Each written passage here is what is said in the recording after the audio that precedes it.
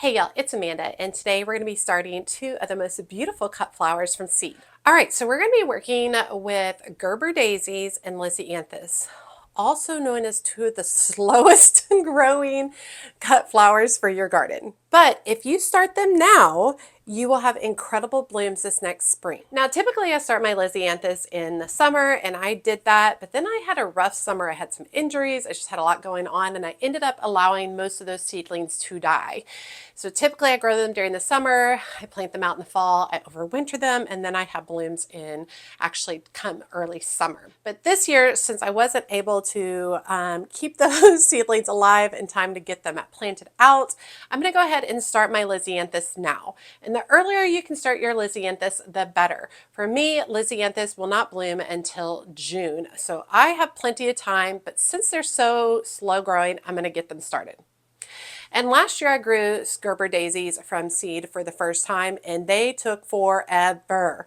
And then finally, when they came to fruition in my yard, I loved them so much that I definitely want to start some more. So we're going to start with Gerber daisies. These are big, bold daisy blooms in reds, orange, pink, yellow, and white. They have thick textured foliage, and their foliage is actually one of the things that I love the most about them. They grow to about 12 to 18 inches tall depending on the variety, and they're great for containers, borders, and cut flowers. So why start Gerber daisies from seed? They're affordable, huge color range, and longer lasting, stronger rooted plants if you grow them from seed yourselves. For me, it's the affordability. I would love to have 20 Gerber daisy plants, but I don't want to go buy 20 Gerber daisy plants at $7.98 a pop. It's just a lot. And particularly in zone 8, my zone, that Gerber daisies love spring and fall weather. They struggle in July and August when it's super hot. That's why a lot of people treat them as an annual unless you're able to give them some shade. I grew mine in the container this year, and I thought they did great, but they did not make it through the fall. And then they're great for early spring displays. I definitely think that they show off more during the spring than they do during the summer. And the particular mix I'm starting today is from Southern Seeds, also known as Seed Therapy now. And it is a Gerber daisy mix. I loved them last year. I thought they were lovely, and so I'm really excited to start them again. Okay, my soil mat is still outside, so we will just be working with a towel today. And we are going to be utilizing my seed starting trays from Amazon. This is going on their 4th year now, and they're just doing great. And if you're interested in these, I'll have a link in the video description below to my Amazon storefront where you can locate them. Cheap, simple, easy, and very affordable for a small home gardener like myself. I like these 12 cell containers way better than any of the bigger ones. And we're going to go ahead and fill this up with my favorite potting soil, which is called Burger BM7. You can use a seed starting mix if you prefer. You can use potting soil if you prefer. If you're gonna use seed starting mix, you need to pre-moisten the mix prior to putting it into your containers. If you use potting mix like me, you can do my dry soil start method, which is basically where I just go ahead and put the dry soil in the container, and then I add water to my water reservoir and allow it to soak up that way. Okay, let me bring y'all in closer so you can see these seeds. Now, Gerber daisy seeds are surface sow. That means the seed will sit right on the surface of the soil, and they need light to germinate. And they actually look very similar to marigold seeds, in my opinion. And I'm just going to go ahead and start with, well, I was going to start with one in each. Put one in each seed cell. Looks like I might have a few left over.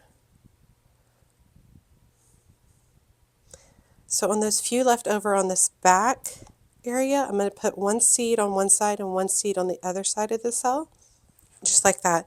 And then I'm going to go through and I'm going to lightly press the seed down so that it has really good contact with the soil. This is really a key step that a lot of people miss, in my opinion. Pushing down the seed to make sure it works. And because my soil is not wet yet, it doesn't stick to my fingers. So the next step is to go ahead and fill up my water reservoir about 50% of the way. Gonna need a little more water. All right, and then I just drop my seed cells right down into it, and it will suck up that water very quickly. You can see how quickly it goes down. And then, oh, we're gonna label it first. Okay, so I'm labeling it with the name of the plant or the seed, as well as today's date, 12/10, and how many days it takes to germinate. And I like all of that reference points together. It makes my life a lot easier. Put a humidity dome on, making sure that it is closed. Oh man, I can't believe it. It's time to plug in the base lights down here. They've been having a little bit of struggle with some blinking, things like that. I might actually start my seeds up here at the top instead. All right, so I'm going to put my Gerber daisy seeds up here. These lights are on 14 hours a day. And you must have lights on for these seeds, minimum 14 to 16 hours per day. So a little bit about what happens after the seed sprouts for the Gerber daisies. You want to remove the humidity dome after they germinate. I typically do it when about 50 to 60% of the tray has germinated. You want to bottom water only. We don't water on the top. You will displace the seed in the tiny little root it is creating. It's tempting to be about 65 to 70 degrees after germination. During germination is about 70 to 65 degrees. Right now, I will say, I think I will put a heat mat on because my house is a little colder at this time of year, just with the cooler weather and such. So I think I'm going to go ahead and plug in a heat mat over here. So we're going to keep it at about 70, 75 degrees. It takes about 10 to 20 days to germinate. Once it's germinated, we remove the humidity dome, we bottom water only, and then we're feed lightly at half strength with like a liquid fertilizer. Once they have a set of true leaves, you can go ahead and fertilize them at that point. And then you transplant them once the roots have filled the cells, and you transplant them up into larger containers, and I grow them on inside until we get past our last frost. These do well to be planted probably about late March into April.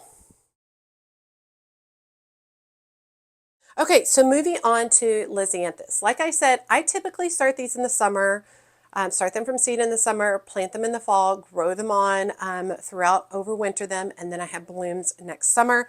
Did not happen this year. So we're starting now, and you can also start now. Most gardeners start their Lisianthus now.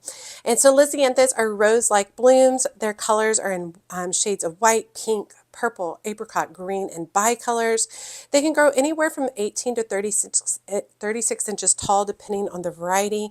And they're excellent for cut flowers with a very long vase life. Why start them from seed? The plants in the stores are rare. It's hard to find Lisianthus starts in the stores, and the ones that you can't find are very expensive. You can grow rare varieties, unique varieties, if you grow from seed, and the flowers bloom in the summer in zone 8 if planted early enough. And if I get these planted out by the end of March, beginning of April, I should have blooms this summer. In zone 8, it's important to remember that these need very early start because they grow so slow. They love full sun in the spring. They can benefit from a little bit of afternoon shade. However, mine are full sun all day long, and they do lovely. And they're excellent in raised beds with good drainage. So we're going to start once again with a seed starting cell. And I'm kind of lightly packing down the soil, not too hard. You still want it to be easy for the roots to go through the soil pretty easily. I missed my seed mat. Okay, let me bring y'all in closer so you can see what I'm doing. All right, the first variety we're going to be starting is Roseanne Brown. These seeds are from Johnny's Selected Seeds. And these are coated. So I'm going to try to get one per seed cell if possible.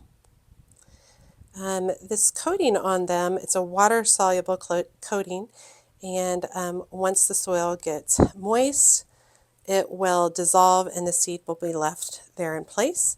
So I'm just going to go ahead and lightly press them down, and I'm able to do this because the soil is not wet yet, so it's not sticking to my fingers.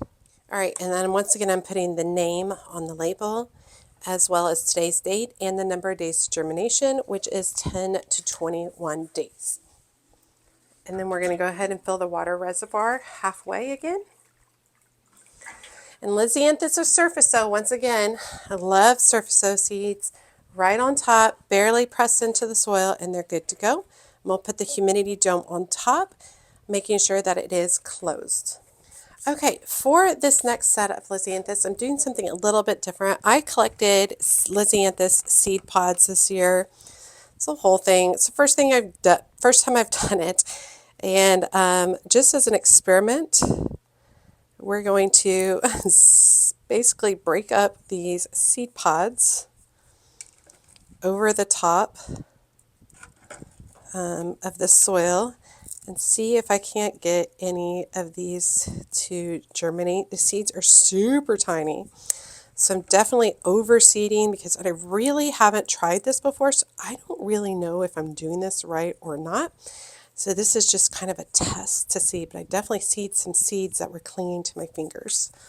So we're just doing that for this one, and just give it a try and see if I am able to get these to germinate. And then if so, it'll be fun this next year trying to collect seed pods and then showing y'all how to do it as well. Okay, I'm really excited about the harvesting my own Lisianthus seeds. I did not go through the process of that with y'all. This is my first time doing it. I wanted to see how it went. So if I end up having success on this, I will let you know. Okay, so these Lisianthus are also going to make their way to the heat mat. Okay, so those were surface sow. They need light to germinate. They need to be about 68 to 72 degrees to germinate. So I've got them on the heat mat. They take about 10 to 21 days to germinate, and they do need 14 to 16 hours per day in order, 14 to 16 hours of light per day in order to germinate. Now, Lisianthus can stretch very easily if you don't have them close enough to the light. I'm going to allow mine to germinate, and once they germinate, I'm going to push them closer to light, probably actually move them to some other shelving, because this is really where I germinate everything, and then I move it to larger shelving with more intense light to kind of help it through the process. But you definitely want to, whenever you're germinating seeds, you want to have them as close to the lights as possible. A little bit about the Lisianthus seeds once they sprout. Once they sprout, you want to remove the humidity dome. I usually do that when it's about 50 to 60% of it has sprouted. Bottom water only. Temps need to be about 65 to 70 degrees, which is the ambient temperature of my home. They're extremely slow for the first 6 to 8 weeks, and that is completely normal. So prepare yourself that it's going to look like nothing for quite a while. You want to feed lightly after the 4 to 6 week mark, and that will get them on their way, getting larger and moving on. And you want to pot them up once they reach 4 to 5 sets of true leaves. Okay, and then these will be kept inside until March, and then at the end of March, beginning of April, I will transplant them out into the garden, which is so exciting. And I know it seems crazy that I'm starting seeds right now, but these take so long, and I learned my lesson on the Gerber daisies last year. I waited way too late. And then Lisianthus, like I said, I messed up my regular process, but I still have this as a backup process, so I'm excited to get some of those going as well. Okay, if you are interested in starting Gerber daisies or Lisianthus seeds, I will have a PDF in my Patreon community, and that will be free to anyone. You don't have to be an actual certified Mad Gardener member. However, if you're like me and you are on a gardening journey and you would like to do that with some gardening friends, you can join the Patreon community. There's a free tier and there's one paid tier. The paid tier is the Certified Mad Gardeners.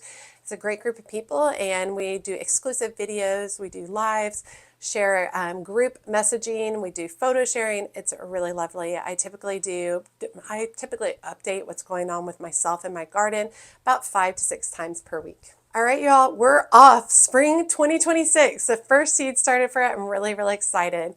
I hope you guys will follow along on the journey. As always, she's a mad gardener or a decorator or anything else that she wants to be. Thanks, y'all.